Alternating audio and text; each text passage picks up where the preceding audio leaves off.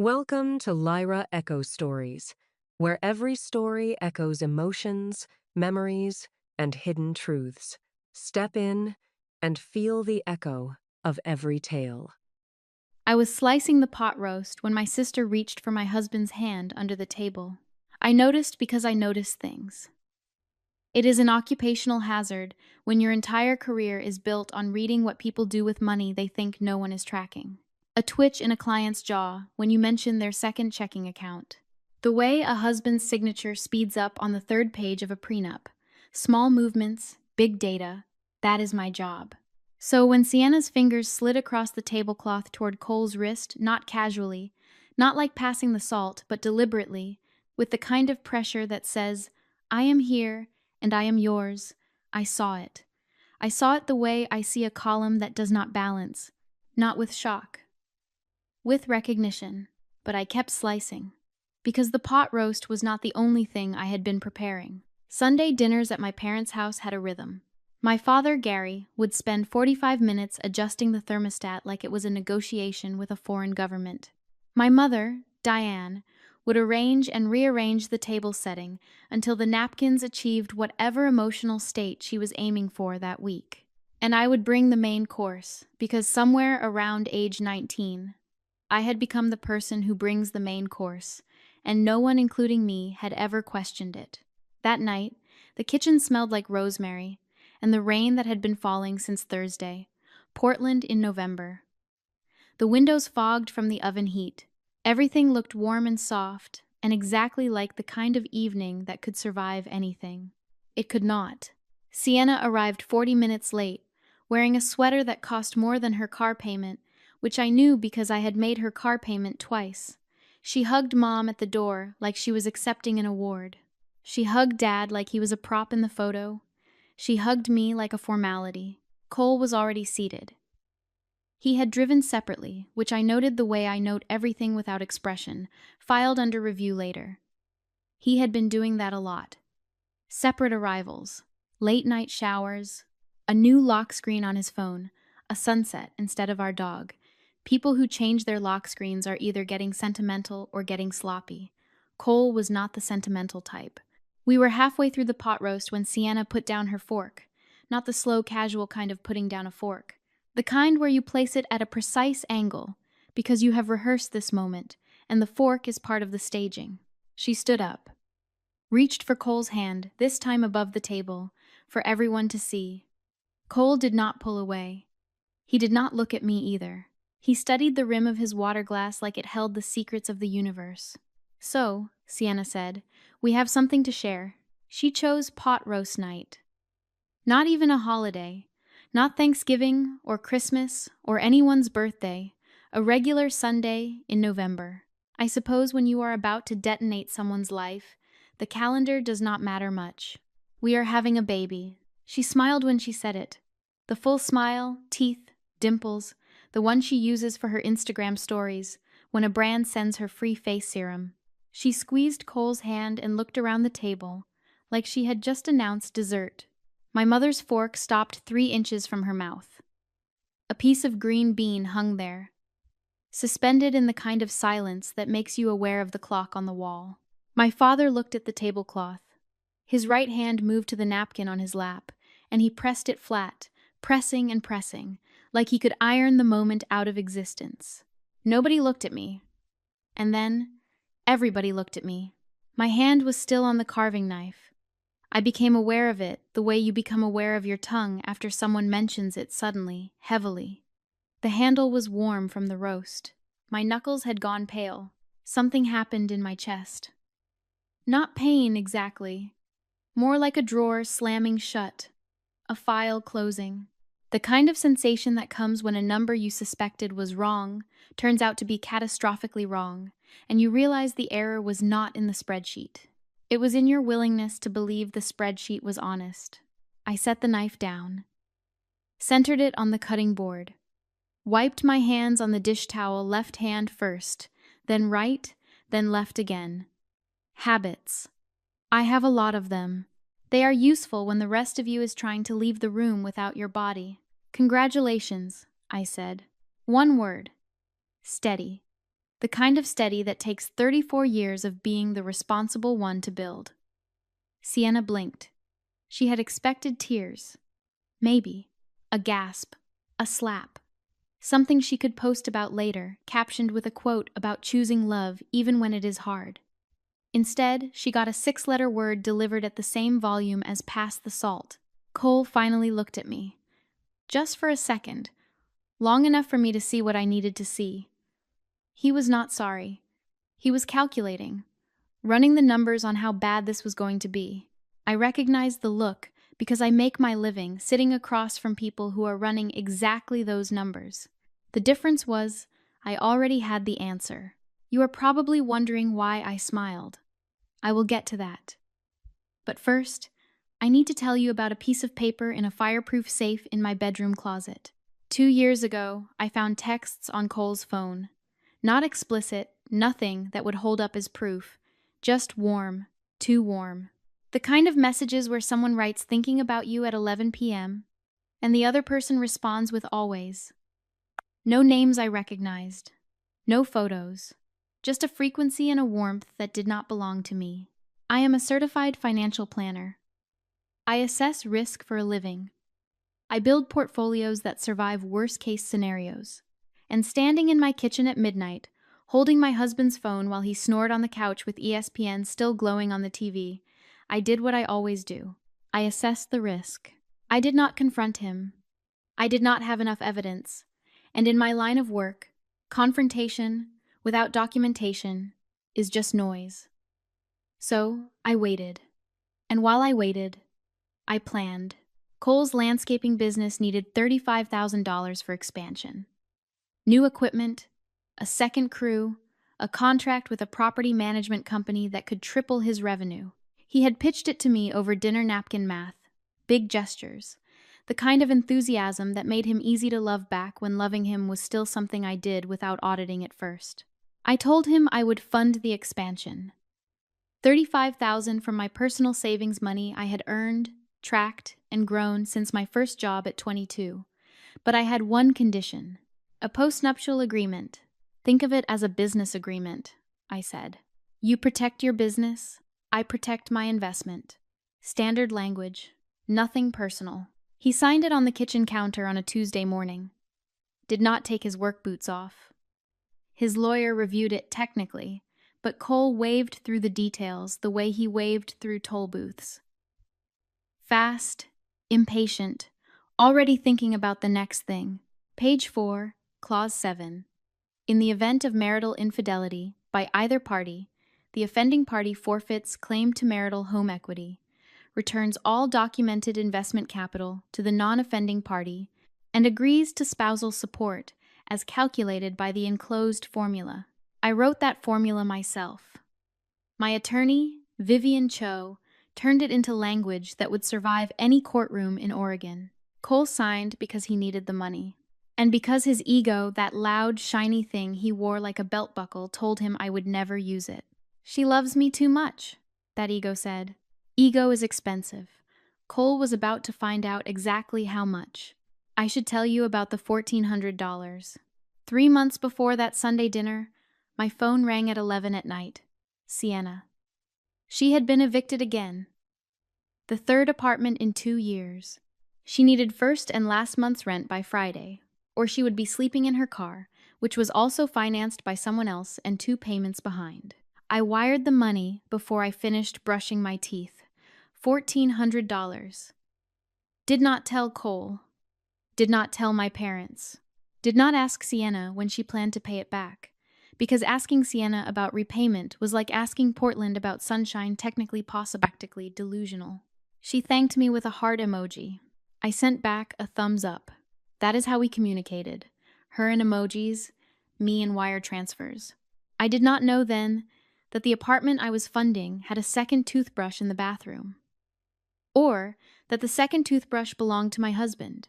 Or that the $1,400 I sent my sister was, in a way, subsidizing the affair that would detonate my marriage 3 months later over pot roast on a Sunday night. But I know now. The drive home took 22 minutes. I know because I counted the traffic lights. Cole did not come home. I did not expect him to. I assumed he was at Sienna's apartment, the one I paid for rehearsing whatever version of events they were planning to tell themselves. The house was dark. The dog, a mutt named Calculations, because I named her and I am not the whimsical type, met me at the door with the quiet enthusiasm of someone who does not understand what happened, but knows something did. I walked past the kitchen, past the living room where Cole's jacket hung on the chair like it still lived here, past the wedding photo in the hallway, the one where I am smiling and Cole is looking slightly to the left, which I always thought was the photographer's fault, but now understood differently. Bedroom closet, top shelf, behind the box of tax returns from 2019. The fireproof safe opened with a 4-digit code, the year I got my CFP certification. Cole never asked what the code was. He never asked what was inside, either. Some people do not ask questions because they trust you.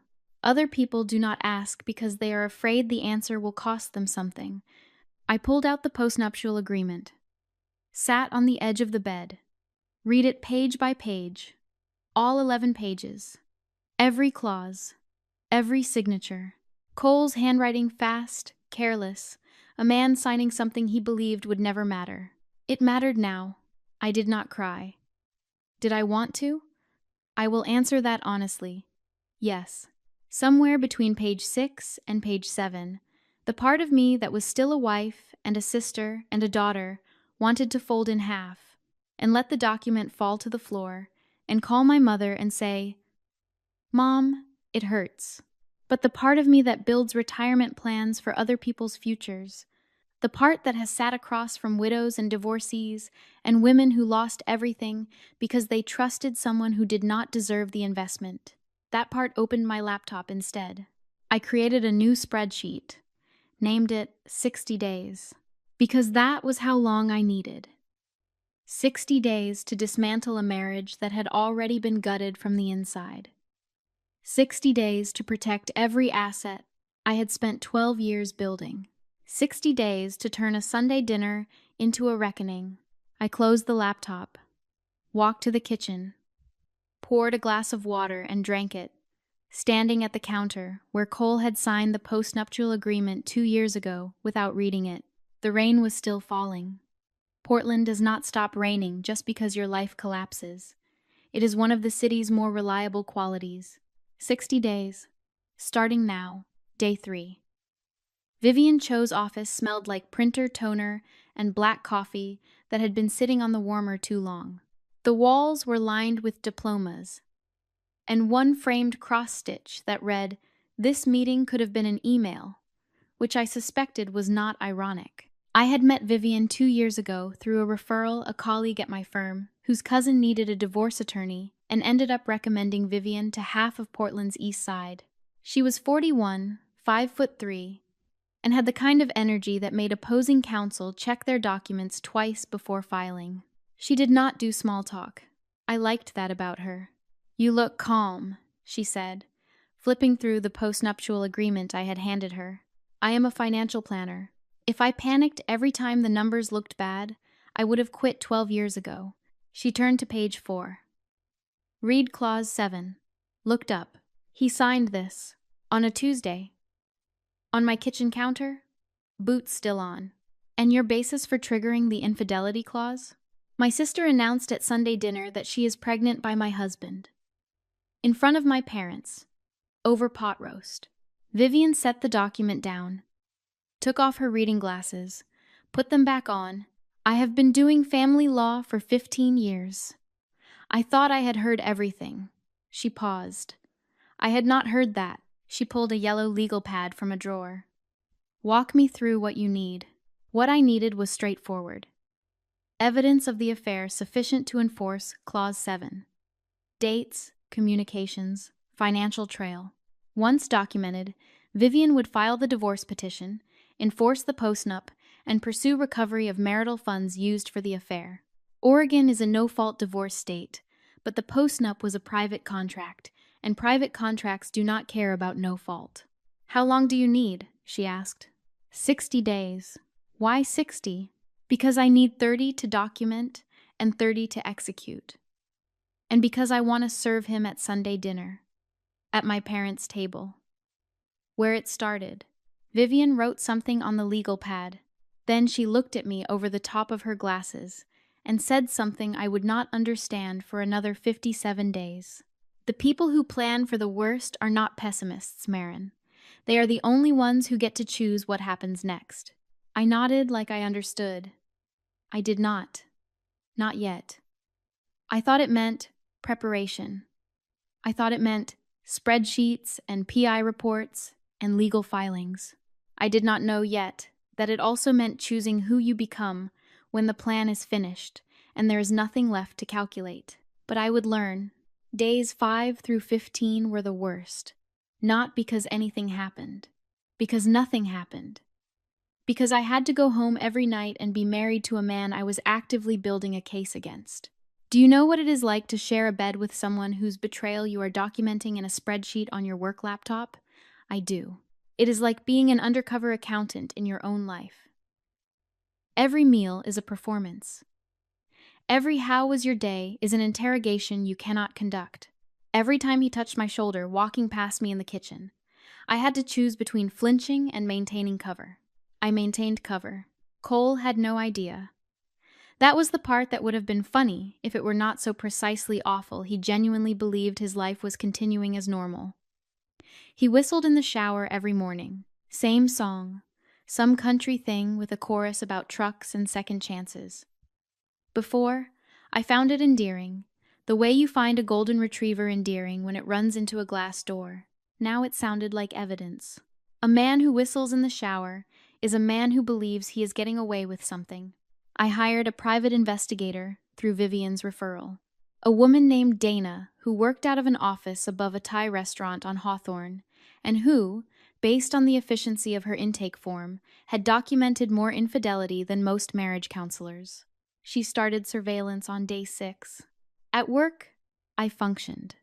More than functioned, I closed 2 new client accounts that week, both retirement restructures.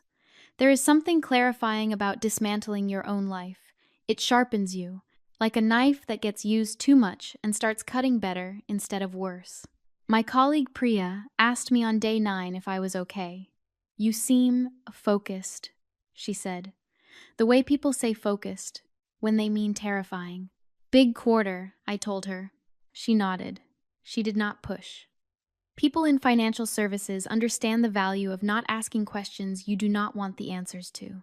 Day 18. This is where the numbers started telling a story that made the pot roast dinner look like a prologue. I am a certified financial planner.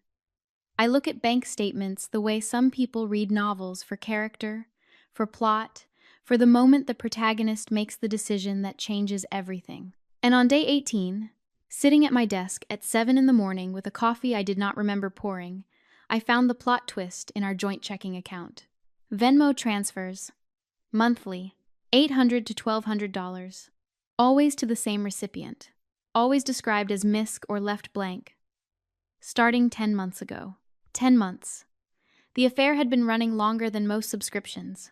I cross-referenced the recipient with Sienna's Venmo handle, the same one she used to split brunch tabs and request gas money from our mother. It matched. $8,240. That is the exact amount my husband transferred from our joint checking account, the account funded primarily by my salary, to my sister over the course of 10 months. That is not a fling. That is not passion or weakness or a mistake made in a moment of poor judgment. That is a line item. A recurring expense. He budgeted for her the way you budget for a gym membership or a streaming service, something you pay for monthly because you have decided it is worth the cost. I printed the statements, highlighted each transfer in yellow, put them in a folder. The folder went into my bag, which went to work with me, which sat under my desk while I helped a 62-year-old woman restructure her retirement portfolio after her husband of 35 years died of a heart attack. She cried in my office. I handed her tissues and walked her through the numbers and did not cry myself because I was saving that for later, or possibly never. I had not decided yet. Day 20. My mother called. "Marin, honey." Nobody says honey like my mother. She loads it with 3 syllables and a request. Hun-ne-e. The third syllable is always the tell. When it rises, she wants something. When it drops, she is disappointed. This one rose. Sienna is having a hard time. She is scared about the baby. She does not have a lot of support right now.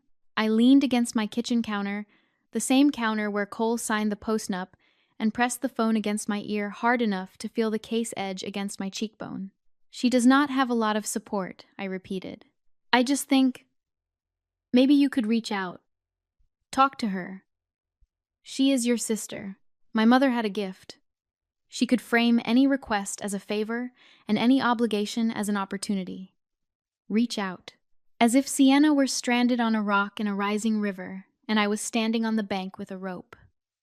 As if the river were not something Sienna had waded into deliberately, holding my husband's hand. I will think about it, Mom. That is what worries me, Diane said, quietly. I heard it, though, and I understood what it meant. She was not worried that I was hurting. Because a Marin who was hurting would cry and come to Sunday dinner and forgive and carry on.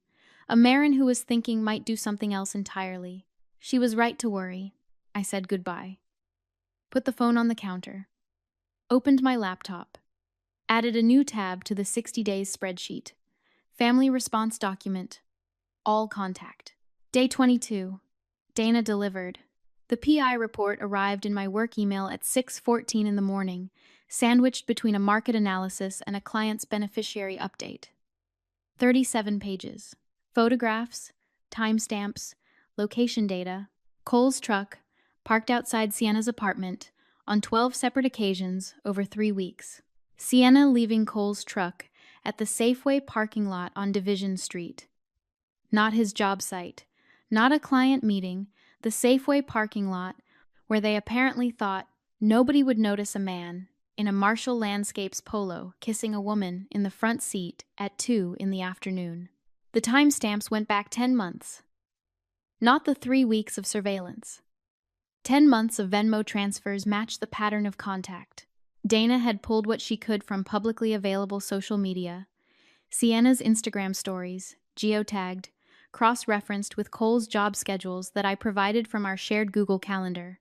They had started before the texts I found 2 years ago. Or rather, they had started, paused, and restarted. The texts I found 2 years ago were not the beginning of something. They were the middle. And the postnup I had requested in response was not prevention, it was preparation. I sat with that for a long time. Longer than I usually sit with anything. In my work, sitting with information is a luxury you assess, you decide, you move. But this was not a client portfolio. This was my marriage and my sister and the kitchen counter, where Cole signed a document he should have read, and the apartment I paid for where they spent afternoons. I was at my desk helping other people protect their futures. 10 months. My husband and my sister. While I was wiring her rent money and slicing pot roast for Sunday dinner and sleeping next to a man who whistled in the shower because he believed fully, comfortably, the way you believe the sun will come up, that I would never look at the numbers. I closed the folder. Dana's report joined the Venmo statements in my bag. This was not a marriage anymore. It was an audit. And the numbers were in. 58 days had become 38. I was ahead of schedule. Day 25. I stopped collecting and started building. There is a moment in every financial restructure when you have enough data to act.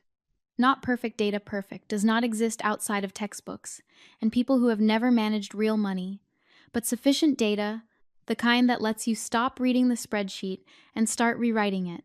I moved my personal savings into a new account under my maiden name, transferred my retirement contributions to a solo 401 through a rollover that was entirely legal and entirely invisible to someone who does not read his own mail. I formed an LLC Ashby Financial Consulting, not because I planned to use it tomorrow, but because when the divorce finalized, I wanted a clean container for the assets the postnup would return to me. Vivian filed the preliminary divorce paperwork, unsigned, unserved, sitting in her office like a loaded weapon in a drawer, ready when I was. At work, I had the 60 days spreadsheet open on one monitor and a client's retirement restructure on the other. Priya walked past my desk, glanced at both screens, and said, "Busy quarter? Just restructuring a portfolio," I said. "The client does not know yet." She laughed. I did not. But I almost did, and that was something. Day 36. Sienna posted the pregnancy announcement on Instagram. A photo of her hand on her stomach, golden hour light, the Pearl District Bridge soft focused behind her. Cole was not in the photo, but he was tagged. Caption: Our little miracle. Sometimes, love finds you in unexpected places. 14 likes. 12 of them were bots. I know because I checked. And checking things I do not need to check is apparently how I process betrayal. The post traveled fast enough. Cole's coworkers saw it.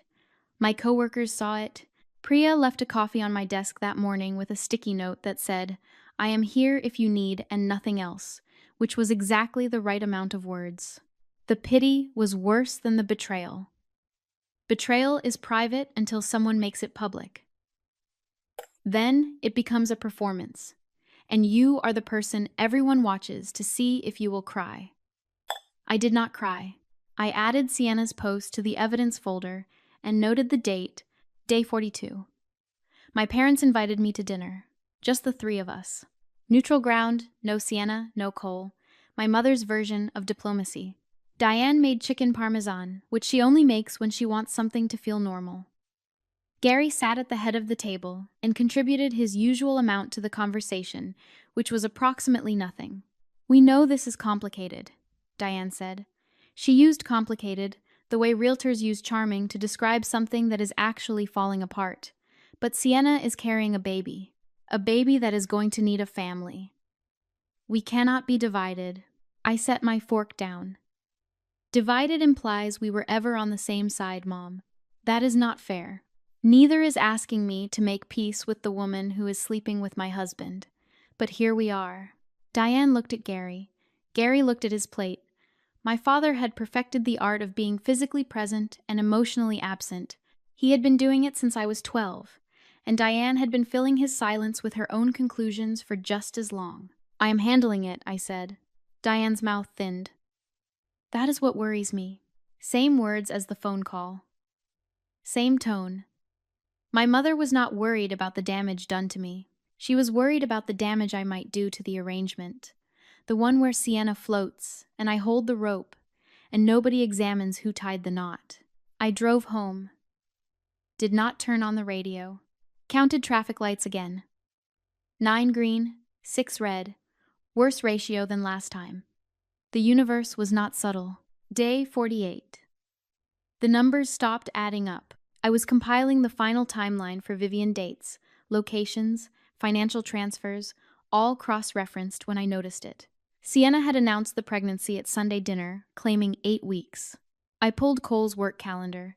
8 weeks prior, Cole was on a job site in Bend, Oregon. 14 days, a commercial landscaping contract for a resort property. He billed every day, mileage included. Bend is 3 hours from Portland. He was not driving home at night. I checked twice. 3 times. The conception window did not match Cole's location. Now I am a financial planner, not an obstetrician. I was not certain. Bodies are not spreadsheets. Dates shift. Estimates are imprecise. But I had spent 34 years reading data, and this data had a gap in it. The kind of gap that, in my profession, means someone is hiding a transaction.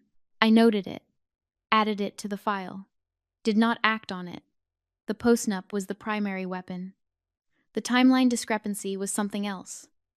A second door I might need to open, or might not. I would decide later. Focus. 12 days left. Day 50. 2 in the morning. Cole was not home. The house made the sounds houses make when they are trying to be quiet. The refrigerator cycling, a branch against the window, the heater clicking on and off like it could not commit. I sat in the living room with the lights off.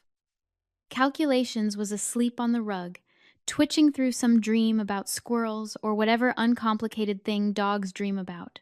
The wedding photo on the wall caught the streetlight, just enough to see the outline of two people who looked like they knew what they were doing. I wanted to call my mother. The admission surprised me, not the wanting, but the specificity. I did not want comfort in the abstract. I wanted my mother's voice saying my name.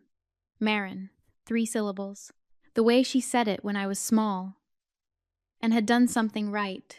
But if I called, she would say, "Be the bigger person." She would say all the things that sound like love, but function like leashes. And I would hang up smaller than before. Vivian's words from day 3 came back.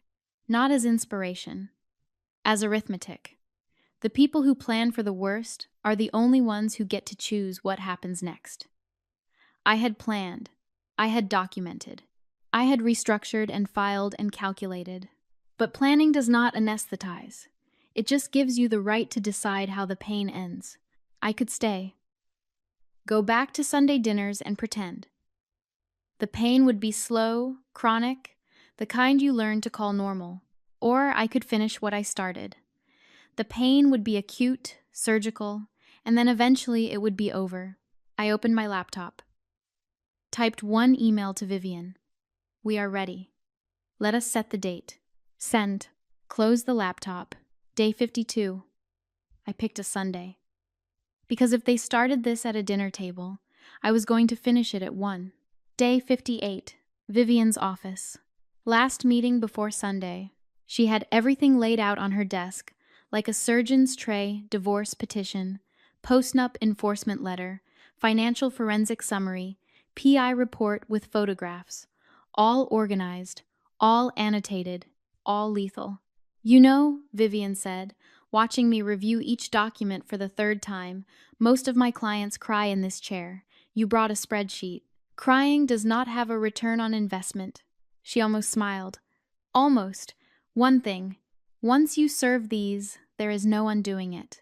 He will get angry. Your sister will get loud. Your parents will choose Sienna." I know. Vivian studied me for a moment. "And you are okay with that." I was not okay with it. Okay was not a word that applied to any part of this. But I had run the numbers on every possible outcome, and in every scenario where I did nothing, the loss was compounding. In the scenario where I acted, the loss was fixed. One time. Painful and then finished. "I am ready," I said, which was not the same thing as okay, but it was close enough. She handed me the manila envelope. Heavy. Not physically, it weighed less than a pound. But there is a kind of weight that paper carries when it contains the end of something. I had held envelopes like this before, across my desk, handing clients the documents that would restructure their financial lives after a death or a divorce. I never imagined holding one that was mine. "Marin?" Vivian's voice was different, softer than her usual courtroom register. "For what it is worth, you did this right." I put the envelope in my bag. Same bag that had carried the Venmo statements, the PI report, the post-nup. It had become less of a handbag and more of an archive. "See you on the other side," I said. Day 60. Sunday. I made the pot roast. Same recipe. Rosemary, garlic, a dry red wine for the braising liquid that cost $11 and worked better than anything twice the price. I had been making this recipe for 6 years, every Sunday dinner at my parents' house, carried in the same ceramic dish that was a wedding gift from an aunt who probably did not remember giving it. The recipe had not changed. Everything else had. I drove to my parents' house in the rain. Portland in December.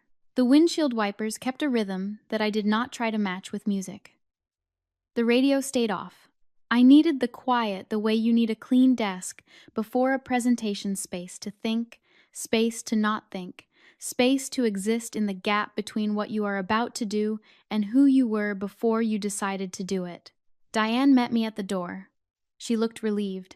60 days of near silence from her eldest daughter, and here I was, pot roast in hand, rain on my coat, showing up for Sunday dinner like the last 2 months had been a long exhale. "I am so glad you came," she said.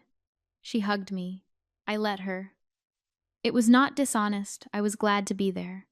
Just not for the reason she thought. Gary took the pot roast to the kitchen. He squeezed my shoulder as he passed. Did not say anything. My father communicated in pressures. A firm handshake meant approval. A shoulder squeeze meant I see you. A closed door meant do not ask. The shoulder squeeze was as close to tenderness as Gary Ashby got, and I filed it somewhere I would need it later. Sienna arrived with Cole 20 minutes after me. She wore a fitted dress that framed the bump 4 months now, visible enough to perform. She entered the way. She always entered rooms. Like the room had been waiting. Cole followed. He looked different. Not thinner or older, but tighter, like a man whose posture is held together by something other than muscle. He had noticed, over the past 60 days, that I had not cried, had not yelled, had not done any of the things a betrayed wife was supposed to do, and the absence of reaction was louder than any reaction would have been. I could see it in the way he watched me, quick glances, checking for damage, the way you check a fence after a storm. The fence was fine. What he did not know was that I had moved everything valuable to the other side of it. We sat. Same table, same chairs. Mine was the one closest to the kitchen, because I was always the one getting up to bring things. The pot roast went in the center. Diane brought the salad. Gary opened a bottle of red. Sienna talked about nursery colors, sage green, she had decided, because her followers preferred earth tones. Nobody mentioned the affair.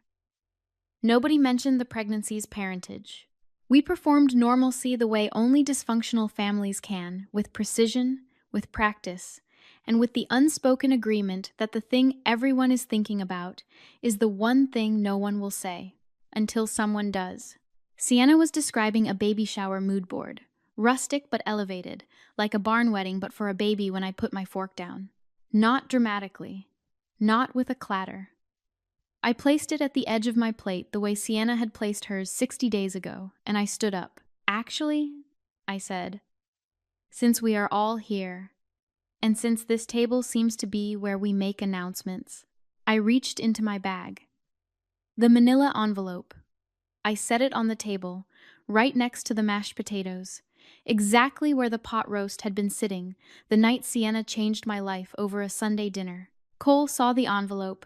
The color left his face in stages: forehead first, then cheeks, then lips, like watching a tide go out. "What is that?" he said. Not a question. A stall. I opened it. Slowly.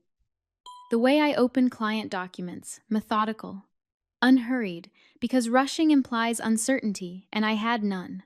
Page 1. Divorce petition. Filed with Multnomah County on Thursday. You will be formally served tomorrow, but I wanted you to see it here first. At this table, where it started, Sienna's smile collapsed. Not all at once, it went in pieces, like a sandcastle when the first wave hits. Page 2 through 4. The post-nuptial agreement you signed 2 years ago on our kitchen counter. You did not take your work boots off. You did not read past page 2. Let me help you with page 4. I turned to the clause. Clause 7.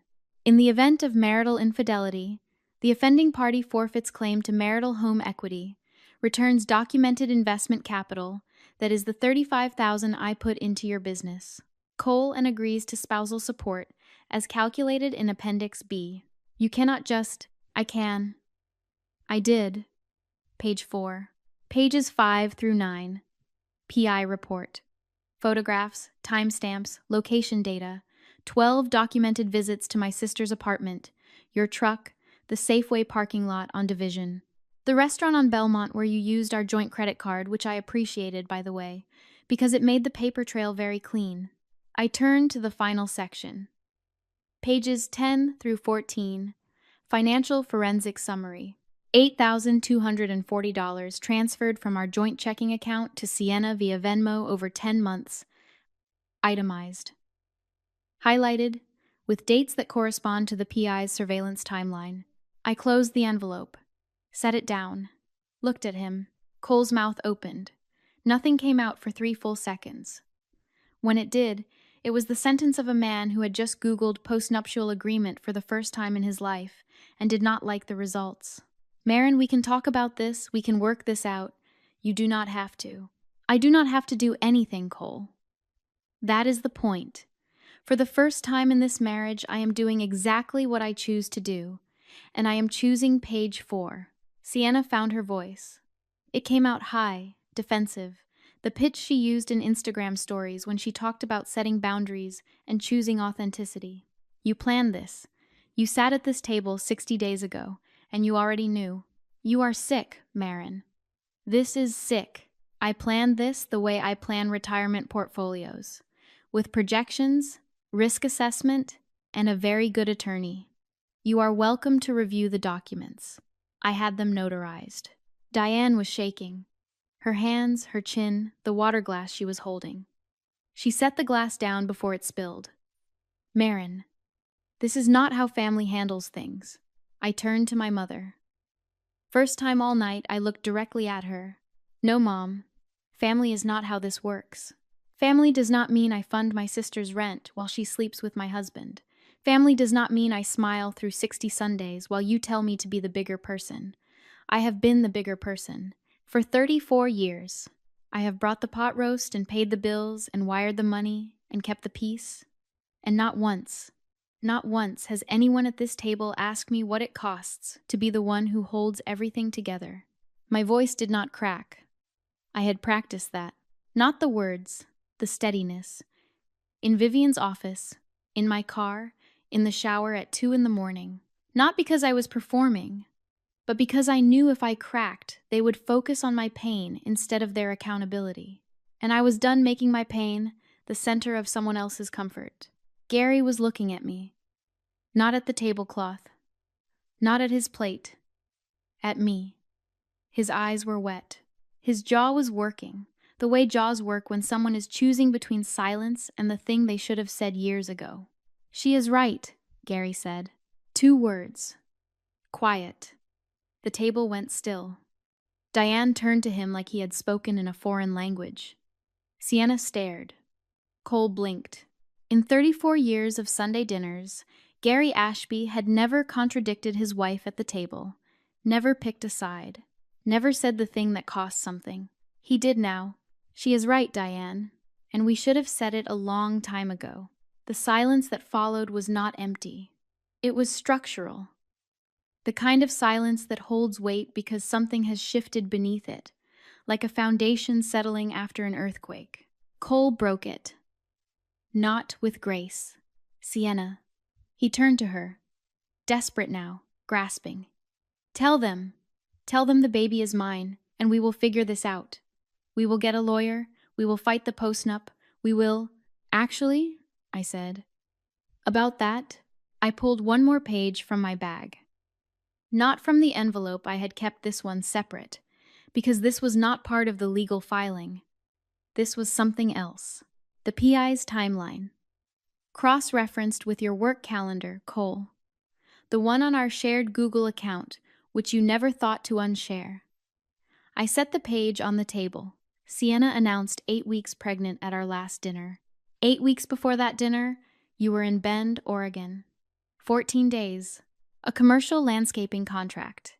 You build every day, mileage included. Bend is 3 hours from Portland. I let that sit. Counted to 5 in my head.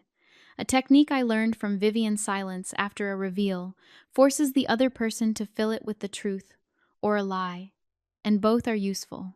The conception window, I continued, falls exactly in the period you were 3 hours away, billing 12-hour days. Unless you drove home every night without logging a single mile and I checked, you did not. The math does not support what Sienna announced at this table. Cole turned to Sienna.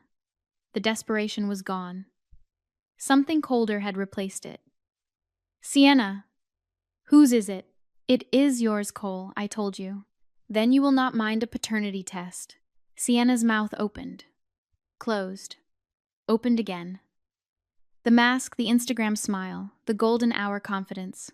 The girl who always landed on her feet because someone else was always there to catch her, it did not fall off. It dissolved, like sugar in rain. My mother's hand covered her mouth. Gary closed his eyes. Cole pushed back from the table, chair legs scraping the floor, a sound that felt final. I picked up my coat from the back of my chair. Put it on. Slowly. Not because I was savoring the moment I was not. There was no pleasure in this. There was clarity and relief, and a sadness so deep it did not have a bottom yet. But there was no pleasure. I will leave you all to sort this part out, I said. I walked to the front door. Same door I had walked through every Sunday for years. Pot roast in, leftovers out, repeat until someone breaks the cycle. I did not turn around. Not because I was trying to be dramatic. Because there was nothing left at that table that belonged to me. The rain was waiting outside. Portland, consistent as ever. I got in my car, turned the key. The wipers started before I touched them. They had been set from the drive over. Still ready, still working. 11 traffic lights between my parents' house and mine. I did not count them this time. I did not need to. The numbers were finished. All of them. Every last one. The aftermath did not arrive like a storm. It arrived like a bank statement, one line at a time, each one smaller than the last, until the total no longer worked. Cole's business was the first thing to go. Not dramatically, not overnight, but the post-nup enforcement required him to return my $35,000 investment within 90 days, and $35,000 is not a number you can absorb when your profit margin runs single digits, and your operating account has been quietly funding your girlfriend's apartment for 10 months. He missed payroll the second week. 2 of his 6 crew members quit, the good ones, the ones who had options. His biggest client, a property management company called Bridger Holdings that accounted for nearly 40% of his annual revenue, dropped the contract after Sienna's Instagram post made its way through Portland's landscaping community. I did not spread it. I did not need to. Sienna had tagged him. She had geotagged the announcement. She had, in the language of my profession, created a paper trail of her own destruction and filed it publicly. Cole moved into a studio apartment in Gresham. The house, our house, was mine. Vivian's enforcement was clean and fast, the legal equivalent of a wire transfer. Precise, documented, irreversible. Cole's lawyer tried to contest the post-nup on grounds of duress, arguing Cole had been pressured into signing. Vivian responded with the expansion loan documents, showing Cole had received $35,000 within 72 hours of signing. That is not duress. That is commerce. The judge agreed in under 10 minutes. I kept the house for 3 weeks, long enough to repaint the bedroom, long enough to remove the wedding photos and pack Cole's remaining things into boxes that I left on the porch with a note that said, "Please retrieve by Friday." He retrieved them on Thursday. I know, because the neighbor's Ring camera caught it, and Ruth, more on her in a moment, texted me a screenshot with no caption, which was exactly the right amount of commentary. Then I sold the house. I did not need it. It had 4 bedrooms and 1 occupant and a kitchen counter where a man had once signed away his future without taking off his work boots. Some spaces hold too much history to be worth the square footage. I found a 1-bedroom apartment on Hawthorne, east-facing windows, good light. A vintage shop 3 blocks away that sold furniture with stories I preferred to my own. Sienna's unraveling took longer, partly because unraveling requires a foundation, and Sienna's had always been borrowed. The paternity test came back 3 weeks after the dinner. Not Cole's. The father was a bartender named Travis who worked at a place on Alberta Street, a man Sienna had been seeing on Thursday nights during the same period she was seeing my husband on Tuesdays and weekends. She had chosen Cole as the father the way she chose most things, based on which option photographed better. A landscaping business owner with a truck and a crew had more narrative potential than a bartender who played bass in a cover band and lived with a roommate. Cole found out through his lawyer. I am told he sat in his truck in a Home Depot parking lot for 2 hours after reading the results. I do not know if that is true. I did not ask. I had spent enough of my life tracking Cole's locations. Sienna's Instagram went dark on a Wednesday. I know because Priya checked, not me. I had unfollowed months ago, which was less a statement and more a portfolio rebalancing. Her 3 brand partnerships severed ties within the week. The candle company sent a form letter. The yoga mat startup ghosted. The local juice bar, to their credit, called Sienna directly and explained that their customer base was predominantly women aged 25 to 45, and that the optics of a brand ambassador who had conducted a public affair with her sister's husband were, in their words, not aligned with our wellness values. Brands can survive scandal. They cannot survive looking foolish. It is the same in finance. Clients will forgive a bad quarter, but they will never forgive being the last person to know. My mother invited Sienna to move back home. I learned this from Gary, not Diane. The invitation was practical. Sienna could not afford rent, the bartender was not offering support, and whatever savings she had were fictional in the way that influencer finances often are. High visibility, low liquidity. But something had shifted in my mother. Not a dramatic transformation. Diane was not built for dramatic transformations. She was built for slow recalibrations, the kind that happen over weeks of quiet meals and avoided eye contact. Gary described it to me on the phone as, "She looks at Sienna different now." When I asked how, he said, "Tired. Like she just realized she has been watering the wrong plant for 29 years. That was the most poetic thing my father had ever said. I did not tell him that, but I wrote it down.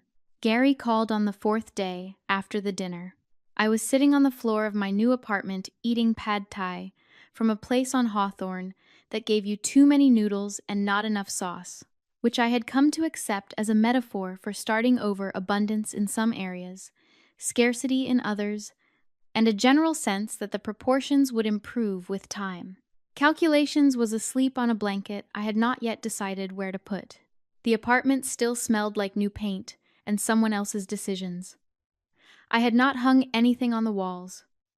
Not because I did not have things to hang, but because the blankness felt honest, like a spreadsheet before you enter the first number. Full of potential, uncommitted. My phone rang. Gary. My father was not a phone person. He was barely a conversation person.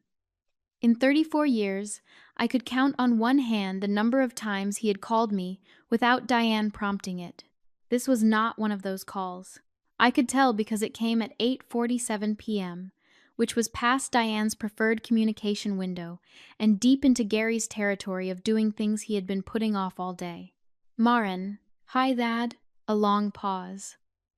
Gary pauses were not uncomfortable. They were structural, load-bearing. He was building something out of words he did not use often, and the construction took time. I should have said something. At that table. Years ago. Not just last month. I set the pad thai on the floor. Calculations opened one eye, assessed the situation, and went back to sleep. Why didn't you? Because your mother was louder. And I let loud win. Another pause. Longer this time. I could hear him breathing, the way people breathe when they are trying to say something that has been sitting in their chest like an unpaid invoice. That is not an excuse. It is just what happened. I know, Dad. You deserved better.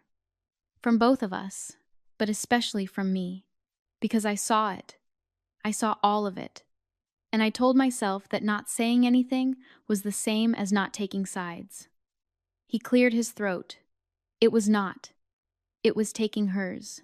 Every time, I leaned against the wall, pressed the back of my head against the fresh paint, and closed my eyes. The apartment was quiet.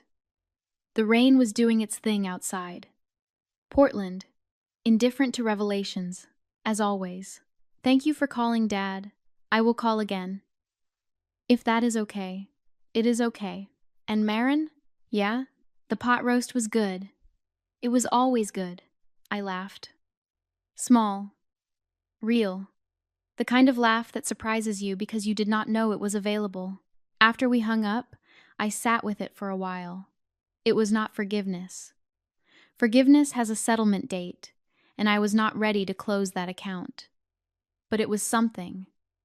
A line item I had not expected. An unscheduled deposit in a ledger I thought was frozen. I did not know what to do with it yet. So, I did what I always do with unexpected data. I noted it, filed it, and decided to revisit when I had more information. Diane's text arrived the following week. 11 paragraphs. I read it on the bus to work, which was a mistake because public transit is not the venue for parsing your mother's attempt at accountability. In 11 paragraphs, the word sorry appeared twice. The word Sienna appeared 9 times. The word I appeared 31 times. The phrase I did not know appeared 4 times, which was interesting because 3 of those times referred to things she absolutely did know, but had chosen to classify as unknowable. A financial maneuver I recognized from clients who categorize gambling losses as entertainment. Expenses. She did not mention the pot roast. She did not mention the 34 years. She did not mention the $1,400, or the Sunday dinners, or the fact that her eldest daughter had been functioning as the family's unpaid infrastructure since the age of 19. She mentioned Sienna's pain. She mentioned that families go through seasons and that she hoped this was winter, not an ending. I read it once. I did not reply. Not out of cruelty and not out of strategy. I just did not have the words yet. Or more accurately, I had too many words, a surplus of them, stacked and organized and ready to deploy, and none of them felt like the right ones. So, I closed the message and opened my work email instead, because client portfolios do not require emotional calibration, and that was exactly what I needed at 7:42 on a Tuesday morning. There was a difference between a door being closed and a door being locked. I had not decided which one this was. But I was in no rush. Some accounts take longer to settle. That is not avoidance. That is due diligence. 5 weeks after the divorce finalized, I hosted a Sunday dinner. My apartment. The table I bought from the vintage shop on Division Street. Solid oak. Seats 4 comfortably, 5 if someone takes the corner. I chose it partly because I liked the grain of the wood, and partly because the shop was 3 blocks from the Safeway parking lot where Cole and Sienna used to meet in his truck, and there was a small, precise satisfaction in reclaiming the geography of my own humiliation. Financial planners call that repositioning. Petty people call it revenge. I called it Tuesday. I made the pot roast. Same recipe. Rosemary, garlic, the $11 wine. Some things do not need to change just because everything around them did.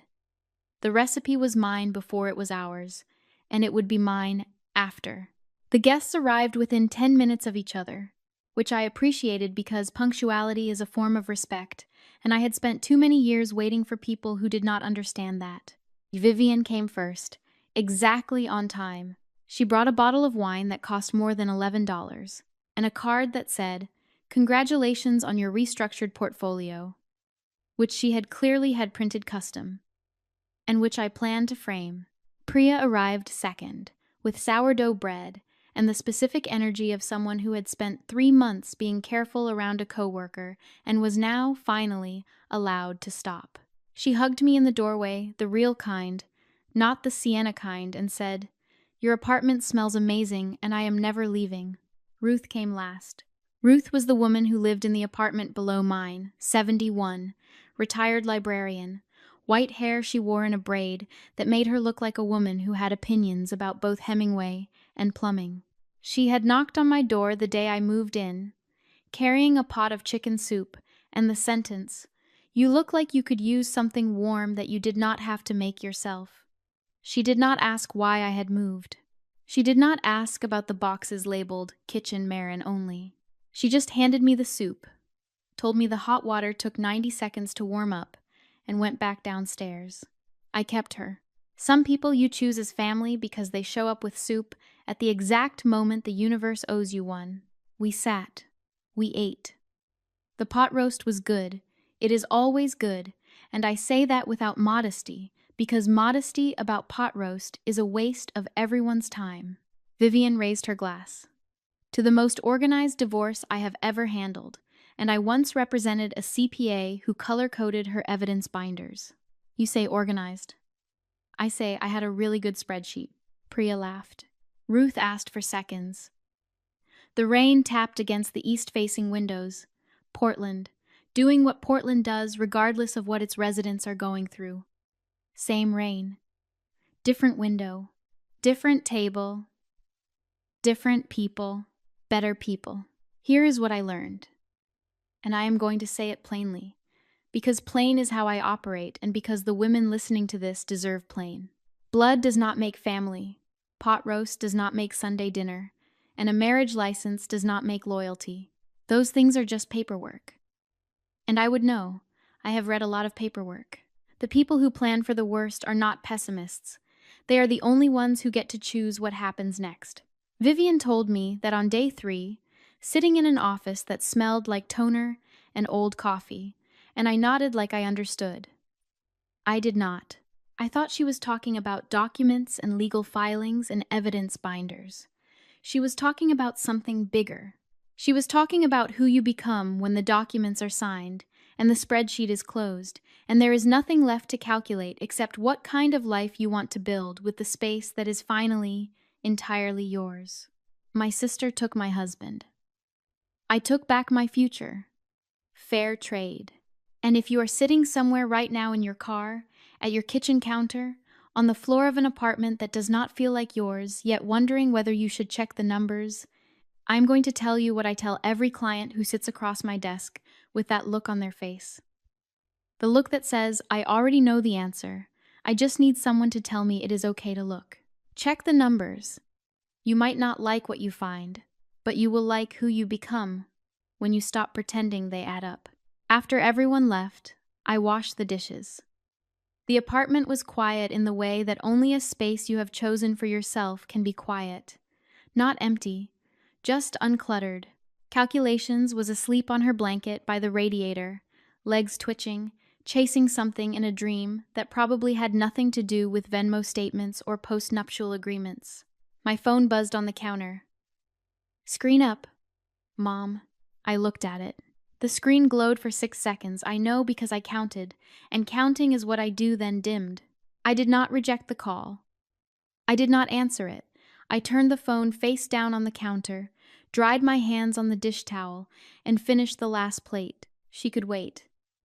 I had dishes to finish and a life to get back to.